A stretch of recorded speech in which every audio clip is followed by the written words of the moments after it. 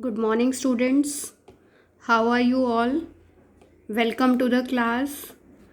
The chapter we are doing on is some basic concepts of chemistry, and we have covered first half of the chapter. Now we are moving on to the last part of this chapter.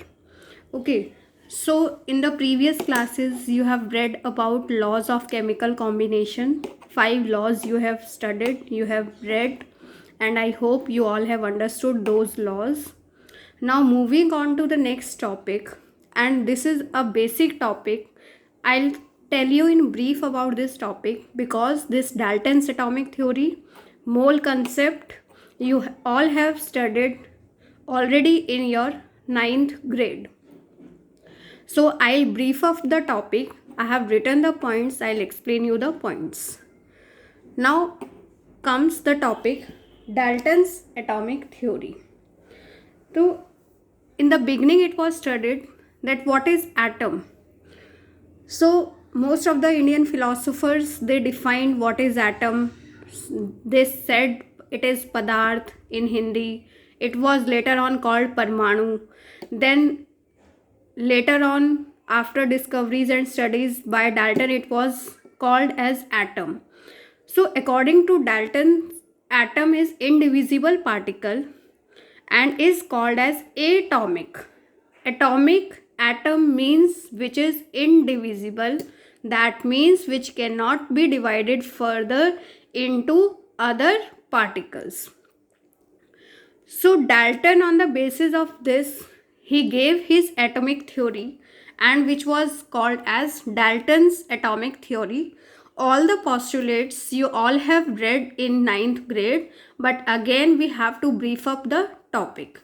So the main points of Dalton's atomic theory are, first point is that matter is made up of extremely small indivisible particles called atoms. Dalton ने ये कहा था कि जो भी matter है it is made up of small particles which are indivisible and these indivisible particles were called atoms.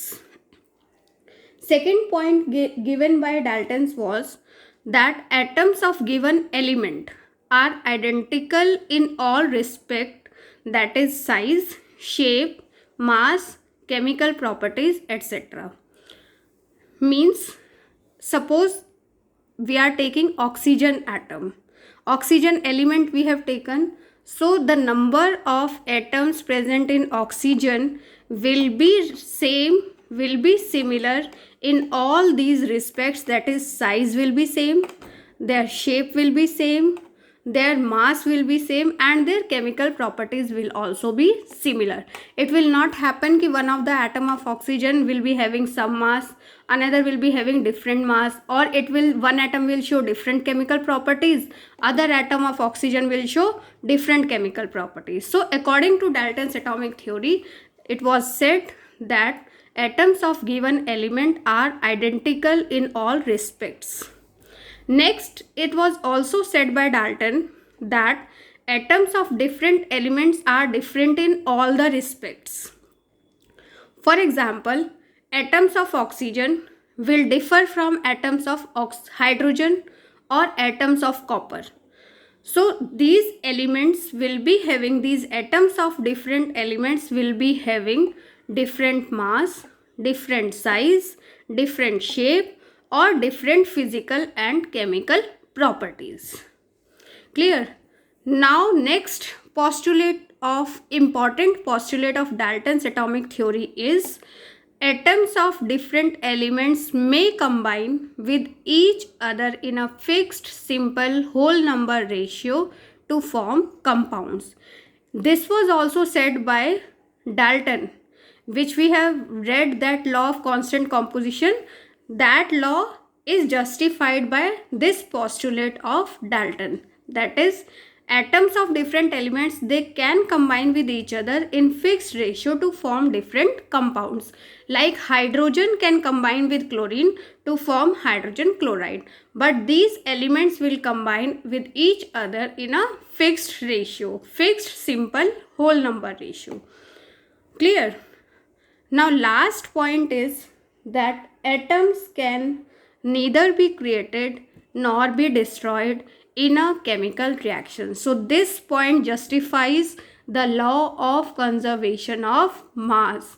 We have read in law of conservation of mass that in any of the chemical reaction, that is in any of the changes, that is physical changes or whether it be chemical reaction, the mass can neither be created nor be destroyed, because the atoms cannot be neither be created nor be destroyed. So Dalton's atomic theory could explain the laws of chemical combination. He was able to explain the laws of chemical combination. This theory explained the laws of chemical combination. Now, what were the limitations of Dalton's atomic theory? Limitations, drawbacks also. We have read some of the points in our previous class, that is in 9th grade. You all have read these points, but one new point is also there which we have to read here, which we have to study here. First limitation was that it failed to explain law of gaseous volumes. And what was the law of gaseous volumes?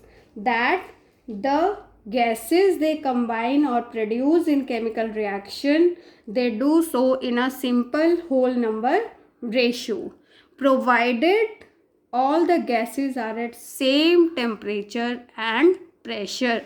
So Dalton's atomic theory was not able to explain this law of gaseous volumes.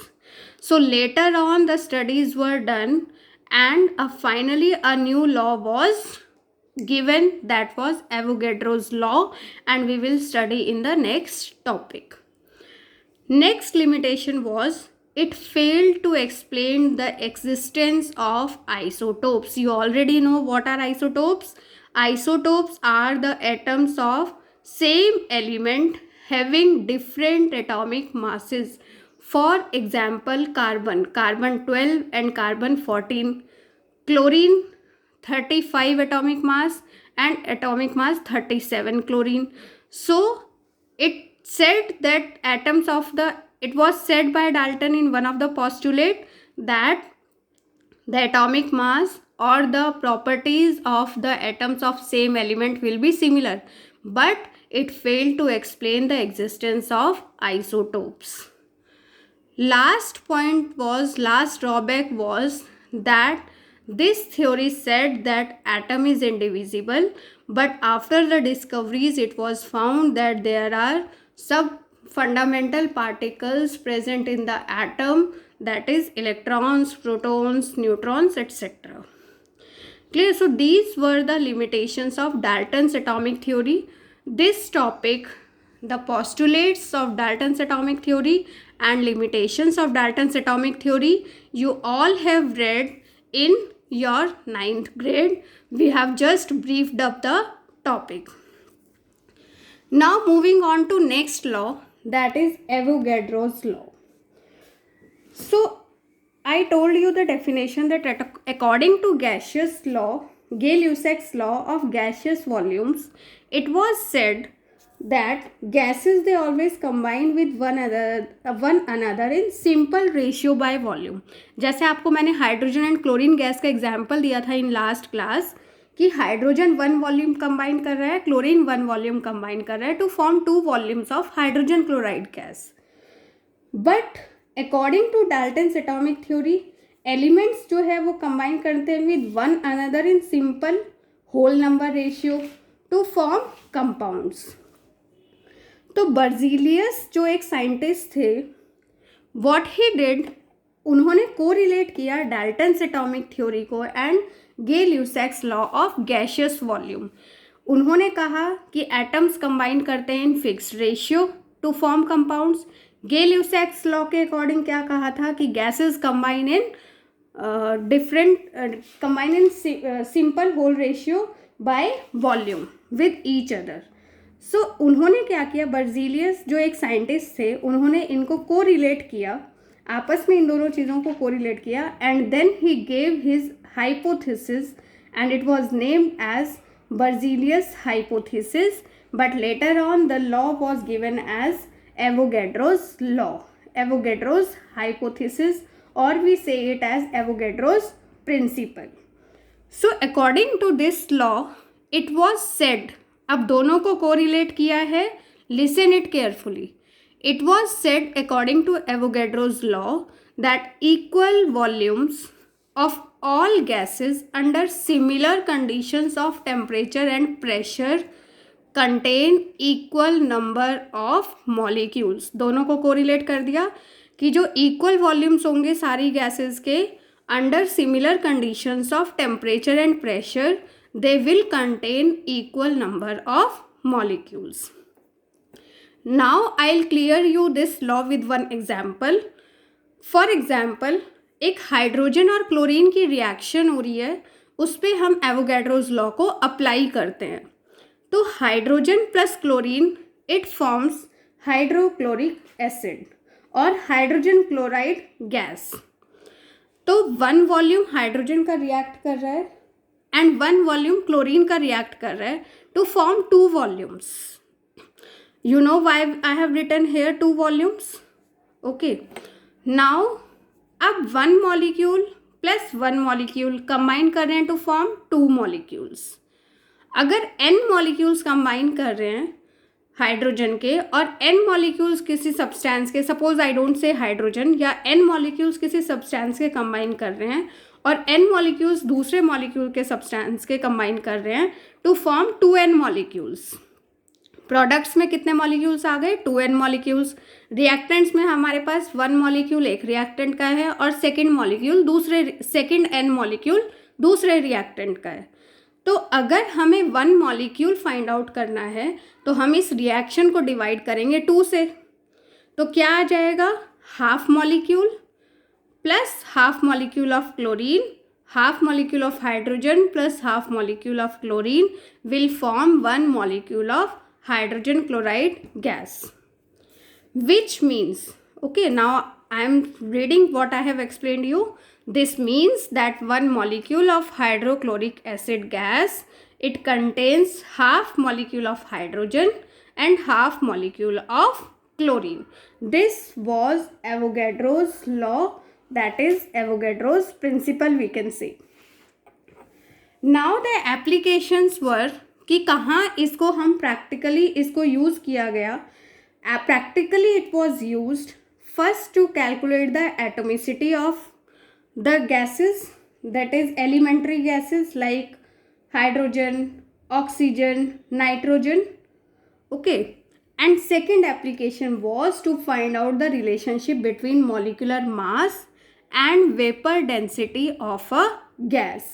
This relationship between molecular mass and vapor density of a gas will be using in the last part of this chapter when we will be calculating the empirical formula and molecular formula.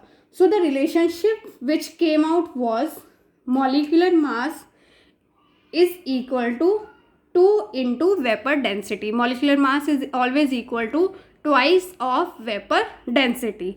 This relationship we'll be studying in next part of this chapter, next topic, that is empirical formula or molecular formula. Thank you students.